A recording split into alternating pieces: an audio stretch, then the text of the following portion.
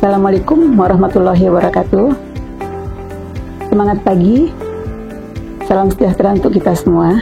Perkenalkan, saya Dr. Sri Sulastri, SPAK, bekerja di Rumah Sakit Hermina sebagai dokter spesialis anak konsultan penyakit infeksi dan tropik. Kariasis itu perlu diketahui oleh semua orang karena anak kecil itu paling sering kena ya, yang berisiko tinggi. Indonesia kan termasuk negara yang endemis cacingan. Hampir 60-90% anak-anak sekolah SD itu terkena penyakit infeksi cacing, terutama askariasis. Jadi askariasis itu adalah infeksi yang disebabkan oleh penyakit cacing gelang, askaris ya. Sebetulnya pertanyaan tambahannya adalah bagaimana kita tahu bahasa ini penyakitnya penyakit cacingan askaris. Jadi kita tahu pertama dari gejala klinik, kemudian dari orang tua sendiri atau orang bisa melihat langsung cacing itu keluar dari fesesnya atau cacing itu terlihat keluar dari muntahan. Itu cara mendiagnosa yang lain. Atau pada saat pemeriksaan feses di laboratorium itu kita bisa ketemu telur cacing askaris atau cacing-cacing lainnya. Jadi itu yang simpel yang bisa kita lakukan. Walaupun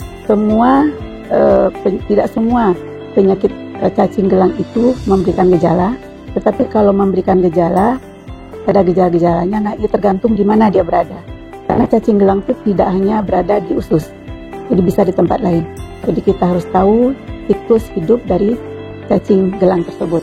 Nah, infeksi terjadi melalui masuknya telur cacing askaris ke dalam mulut seseorang atau anak. Di dalam usus halus, dia akan berkembang menjadi larva atau anak cacing, kemudian akan berkembang lagi menjadi cacing dewasa. Cacing dewasa kalau ketemu jantan betina dia kawin, dia akan bisa menghasilkan telur yang jumlahnya sangat banyak, bisa sampai 200.000 per hari satu cacing menghasilkan. Jadi terbayang berapa banyak tuh cacing yang bisa hidup dalam usus kita. Jadi di dalam usus tentu akan memberikan gejala-gejala di saluran pencernaan kalau dia hanya di usus.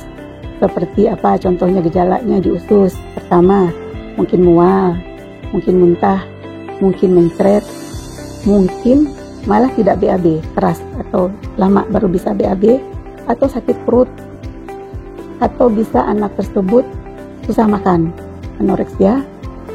Dan cacing itu sifatnya dia mengambil kalori yang ada di tubuh anak, diambil kalori tersebut sehingga anak tersebut bisa malnutrisi. Jadi bisa terjadi gangguan tumbuh kembang pada anak, dan bisa juga gangguan cara berpikir anak bisa juga terjadi seperti itu. Jadi banyak sekali gejala-gejala yang bisa kita temukan, dan kalau berlanjut cacing tersebut di usus, saking banyaknya dia bisa mengumpal membentuk satu bolus, namanya bolus askaris, sehingga bisa menyumbat usus. Kalau usus tersumbat sehingga BAB tidak bisa terjadi, kentut tidak ada, makin kembung, anak kesakitan sekali, sakit perut. Nah itu kalau tidak bisa diuraikan bolus itu, gulungan cacing itu tidak bisa dihancurkan, dikeluarkan melalui feses, itu harus dilakukan operasi. Jadi bisa sampai operasi untuk mengeluarkan gumpalan-gumpalan cacing di usus tersebut. Kalau dia cacing tersebut menyumbat usus buntu, itu bisa menimbulkan gejala usus buntu. Atau bisa menyumbat juga hati, atau menyumbat juga saluran empedu atau pankreas, itu juga. Dan paling sering adalah sampai di paru-paru. Jadi larva cacing yang telur tadi berubah menjadi larva. Larva itu bisa masuk ke aliran darah, masuk ke limfe, kemudian sampailah bisa di paru-paru.